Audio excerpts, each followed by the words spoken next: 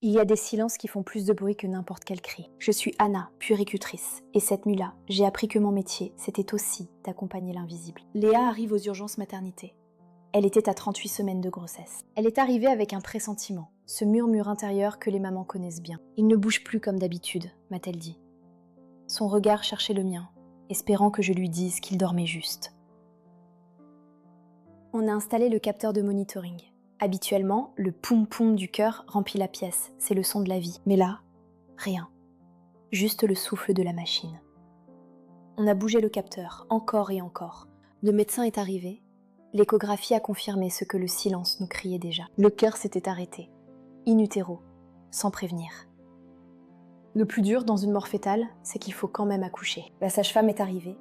L'échographie a confirmé ce que le silence nous criait déjà. Je lui ai tenu la main, j'ai changé ses perfusions. Mais surtout, j'ai respecté son deuil qui commençait avant même la rencontre. Quand sa petite fille est née, elle était parfaite. On aurait dit qu'elle attendait simplement qu'on l'aborde. J'ai préparé les souvenirs. Ses empreintes de pieds sur un joli carton, une mèche de cheveux, le petit bracelet de naissance. Des preuves que, même si elle n'a jamais respiré notre air, elle a existé. Elle a été aimée. Avant de partir, Léa m'a serré le bras.